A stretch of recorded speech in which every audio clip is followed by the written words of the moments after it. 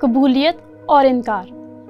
ہمیں حیران نہیں ہونا چاہیے جب مسیح کی الوہیت کا پیغام یا تو ایمان کے وسیلے سے بچائے جانے کا باعث بنتا ہے یا پھر نجات کی کہانی کو مکمل طور پر مسترد کرنے کی طرف لے جاتا ہے۔ میں مشل ہوں۔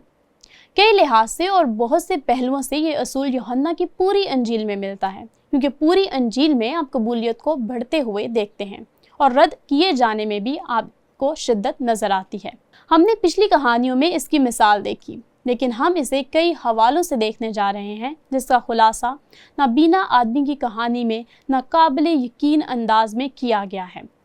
کچھ لوگ اسے یوحنا کی پوری انجیل کا خاکہ کہتے ہیں، کیونکہ آپ یوحنا کی انجیل کے عناصر کو اس ایک کہانی میں بنتے ہوئے دیکھیں گے۔ تو آئیے اس کہانی پر ایک نظر ڈالتے ہیں۔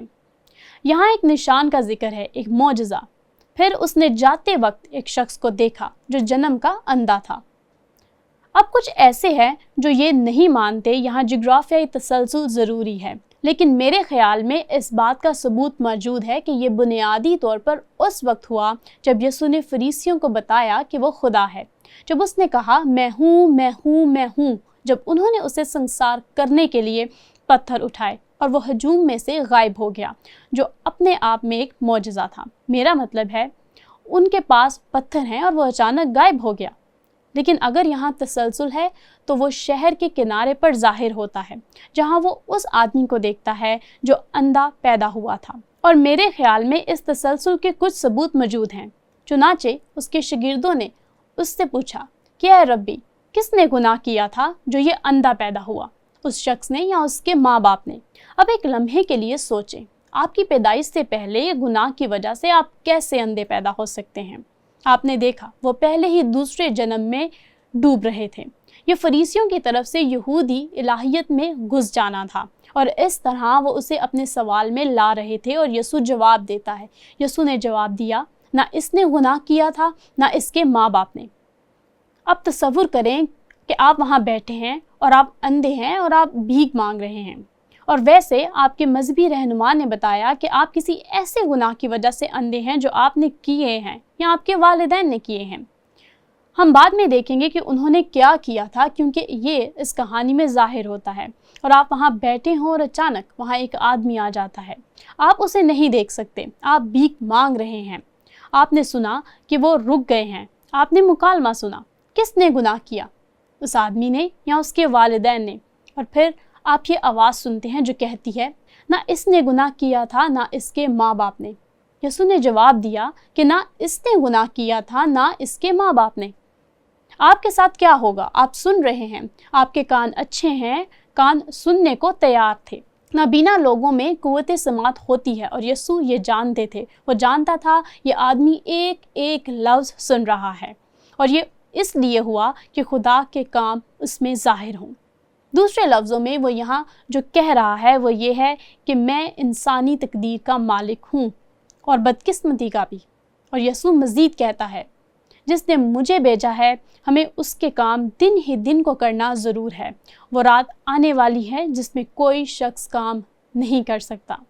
اب یسوع نے دن، رات اور روشنی کے لفظ کیوں استعمال کیے؟ اگر آپ نابینا ہیں تو آپ جانتے ہیں کہ رات کیا ہے، آپ جانتے ہیں کہ اندھیرا کیا ہے، کیونکہ آپ نے کبھی روشنی نہیں دیکھی۔ اور کیا آپ کے کان کھڑے ہوں گے جب آپ کسی کو یہ کہتے ہوئے سنیں گے، میں دنیا کا نور ہوں؟ اب ایک چیز آپ جانتے ہیں کہ رات اور روشنی میں فرق روشنی ہے۔ روشنی ہی ہے جو آپ کو دیکھنے اور سمجھنے کی صلاحیت دیتی ہے، اور آپ جانتے ہیں کہ 24 گھنٹے کے دن میں اندھیرا بھی تھا اور روشنی بھی۔ اور یہاں وہ آدمی ہے جو کہتا ہے میں دنیا کا نور ہوں۔ غور کریں کہ یسوع نے ان الفاظ کا استعمال اس کے اندر ایمان کی آگ جلانے کے لیے کیا، تاکہ جو کچھ اسے سکھایا تھا اس کے باوجود اس کے ساتھ کچھ اچھا ہو سکے۔ اور اسے یہ سکھایا گیا تھا کہ وہ گناہ کی وجہ سے اس حالت میں ہے۔ یہ کہہ کر اس نے زمین پر تھوکا۔ آپ سن رہے ہیں، آپ جانتے ہیں کہ کیا ہو رہا ہے۔ تھوک سے مٹی سانی، اور وہ مٹی اندھے کی آنکھوں پر لگا کر بوم۔ آپ کیا محسوس کر رہے ہوں گے اور کیا سوچ رہے ہوں گے؟ خیر، جب یسوع نے یہ کہا، اس نے کہا جا شالوق کے حوض میں دھو لے، جس کا ترجمہ بھیجا ہوا ہے۔ آپ بالکل وہی کریں گے جو اس آدمی نے کیا تھا۔ یسوع نے آپ کے ایمان اور توقع مضبوط کیا کہ کچھ ہونے والا ہے، बस उसने जाकर धोया और बीना होकर वापस आया। अब क्या हुआ? जब वो वापस आया तो पड़ोसियों ने बड़ा माकूल सवाल किया, क्या हुआ, तेरी आंखें कैसे खुली? उसके जवाब पर गौर करें। मैं उसे एक आदमी का पहला जवाब कहती हूँ। उसने जवाब दिया, उस शख्स ने जिसका नाम यस्सु है, वो यस्सु के बारे में इतना ही जानता था। उस शख्स ने जिसका नाम यस्सु है मट्टी सानी और मेरी आंखों पर लगाकर मुझसे कहा, शालूक में जाकर धो ले। बस मैं गया और धोकर बीना हो गया। खैर, पड़ोसियों ने जवाब दिया और कहा, वो कहाँ है? और वैसे मैं समझती हूँ कि ये सवाल पूछने की एक वजह ये भी है कि उन्होंने आखिरी बार सुना था कि यीशु यरूशलेम में है और वो उसे संसार करने जा रहे हैं, और वो अचानक गायब हो गया और वो यरूशलेम की सरहद में जाहिर होता है। चुनाचे वो उसे फरीसियों के पास ले आया और वो सारे वाक़ये को दोहराता है। सो यहाँ फरीसियों के इब्तदाई रद्द अमल पर गौर करें। उन्होंने कहा, तो किस तरह बीना हुआ? गौर करें कि उन्होंने कैसे जवाब दिया। बस बाज़ फरीसी कहने लगे, ये आदमी की तरफ से नहीं, क्योंकि सब्बत के दिन को नहीं मानता।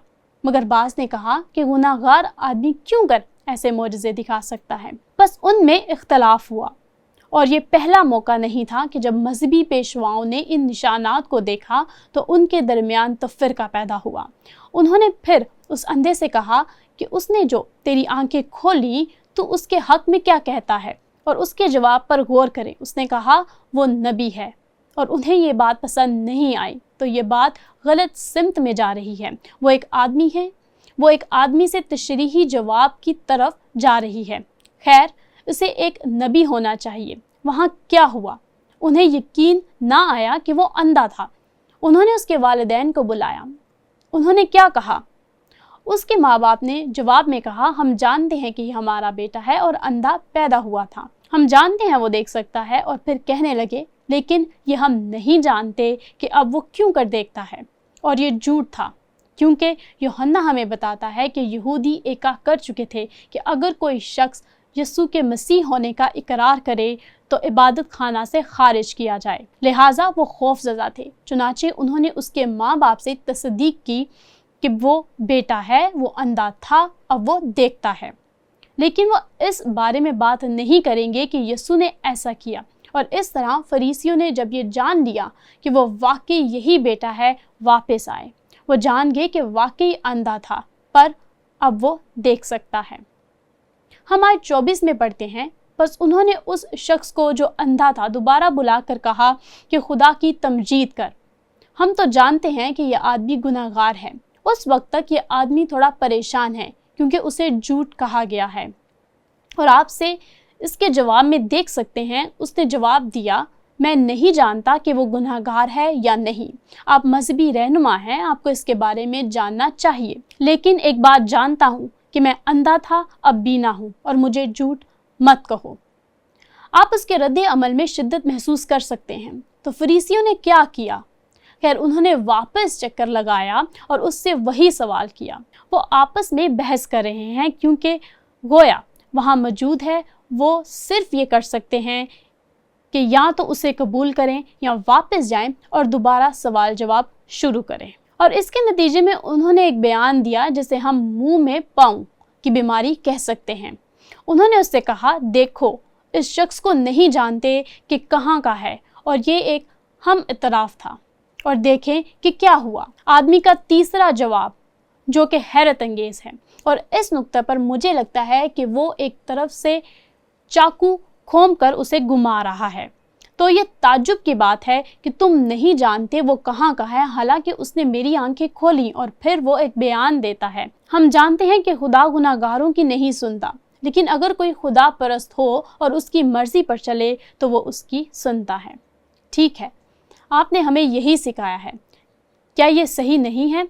और फिर वो आगे कहता है, दुनिया के शुरू से कभी सुनने में नहीं आया कि किसी ने जन्म के अंधे की आंखें खोली हों। ठीक है, क्या आपको तारीख में किसी ऐसे शख्स के बारे में कुछ इल्म है? और ये एक ऐसे शख्स का बयान है जो अंधा है और जिसे बेवकूफ़ समझा जाता है। वो उसे बेवकूफ़ कहेंगे, लेकिन अब वो ना सिर्फ देख सकता है बल्कि सारे वाक़े के दौरान वो रोशन ख्याल होने लगा। और फिर वो नतीजा अखज़ करता है कि अगर ये शख्स खुदा की तरफ से ना होता तो कुछ ना कर सकता। और ये वाकई दिलचस्प है कि अगर आपने कभी मुंतक के मुतल्लिक कोई कोर्स किया हो तो आप जानते होंगे कि इसे क़ियास मुंतकी कहते हैं। आप एक तसव्वुर पेश करें, आप एक और तसव्वुर पेश करें और फिर आप एक नतीजा अख़ज़ करते हैं। अब अगर आपकी तजावीज़ गलत हैं तो आप गलत नतीजे पर पहुंचेंगे, लेकिन यहाँ ये दोनों तसव्वुर दुरुस्त हैं और नतीजा दुरुस्त निकला। अगर ये आदमी खुदा की तरफ से ना होता तो वो कुछ भी ना कर सकता। और इस नुक्ते पर हम जानते हैं कि इसे ये ख्याल कहाँ से आया कि वो गुनाह की वजह से इस हालत में है।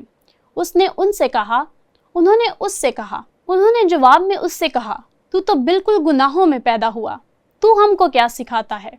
और उन्होंने उसे बाहर निकाल दिया। इसी अंजाम से उसके वालिदैन डरते थे। और मुझे इस कहानी का नुक्ता अरूज बहुत पसंद है। यीशु ने सुना कि उन्होंने उसे बाहर निकाल दिया और जब उससे मिला तो कहा, क्या तू खुदा के बेटे पर ईमान लाता है? और उसने जवाब में कहा, ए खुदावंद, वो कौन है कि मैं उस पर ईमान लाऊं? और मुझे लगता है कि बातचीत के दौरान उसने यीशु की आवाज़ पहचान ली, लेकिन उसने यीशु को कभी नहीं देखा था, जब तक कि यीशु ने कहा कि जवाब दिया कि तूने उसे देखा है, मैं यही खड़ा हूँ, दर हकीकत जो तुझसे बातें करता है वही है। और उसके जवाब पर गौर करें। उसने कहा, ए खुदावंद, मैं ईमान लाता हूँ, और उसे सजदा किया। अब देखें कि हमें यहाँ क्या सीखने को मिलता है। हमारे पास यहाँ बढ़ते हुए ईमान की तस्वीर है और दूसरी तरफ बढ़ती हुई बेयकीनी भी मौजूद है। जो फरीसी उसके साथ थे, उन्होंने ये बातें सुनकर उससे कहा, क्या हम भी अंधे हैं? और यीशु आगे कहते हैं, यीशु ने उनसे कहा कि अगर तुम अंधे होते तो गुनहगार ना ठहरते, मगर अब कहते हो कि हम देखते हैं, बस तुम्हारा गुनाह कायम रहता है। तो आइए इस सारे वाक़े का खुलासा करें। जब उससे पहले पूछा गया तो उसने कहा, इस शख्स ने जिसका नाम यीशु है। फरीसी ने क्या कहा? यह आदमी खुदा की तरफ से नहीं, अगला इकरार, वो नबी है। हमने तेरी गवाही नहीं मानते, आप हमें सच नहीं बता सकते। दर हकीकत वो था। तीसरे, वो वापस आए और कहा, तुम्हारा क्या ख्याल है? खैर, वो खुदा की तरफ से है। और आप इकरार में मज़ीद तरक्की देखेंगे। एक शख्स खुदा की तरफ से नबी, और आखिर में उसने कहा, ए खुदावंद, मैं ईमान लाता हूँ। और फिर खुदाई बयान आता है और उसने मसीह को सजदा किया, ये जाहिर करते हुए कि यीशु ने कहा, मैं और बाप एक हैं। चुनाचे यहाँ आपके पास ये बढ़ता हुआ अकीदा है और आपके पास ये बढ़ता हुआ कुफ्र है। और इसीलिए मैंने कहा कि ये कहानी सिर्फ एक छोटी सी तस्वीर है यूहन्ना की पूरी अंजील का एक खाका, क्योंकि आप देख सकते हैं कि ये बहुत मुख्तलिफ मनाजिर में आपको नज़र आएगा। गौर व फिक्र और रद्द अमल का सवाल ये है कि आपने किन तरीक़ों से मसीह की अलूहियत के पैगाम को लोगों तक मरकूज़ करते हुए देखा है, जो या तो ईमान के वसीले से बचाए जाने का बाइस बनता है या फिर नजात के पैगाम को मुस्तरद करने की तरफ ले जाता है। मैं आपको इस सवाल के साथ छोड़ने जा रही हूँ, क्योंकि मुझे यकीन है कि अगर आप आज इससे वाकिफ़ हैं कि कॉलेज कैंपसेस में क्या हो रहा है, हमारी दुनिया में बड़े पैमाने पर क्या हो रहा है, और आप इस उलझन को देख सकेंगे कि जो मोजज़ात का इनकार करने वाले लोगों की वजह से है, और वो ये अज़र पेश करने की कोशिश करें कि कलाम में मौजूद मोजज़ात की किसी न किसी तरह अक़ली तौर पर सिर्फ़ एक इंसानी वाक़े के तौर पर बयान किए जा सकते हैं। तो आइए इस असूल को याद रखें। हमें हैरान नहीं होना चाहिए जब मसीह की अलूहियत का पैगाम या तो ईमान के वसीले से बचाए जाने का बाइस बनता है या फिर नजात की कहानी को मुकम्मल तौर पर मुस्तरद करने की तरफ ले जाता है।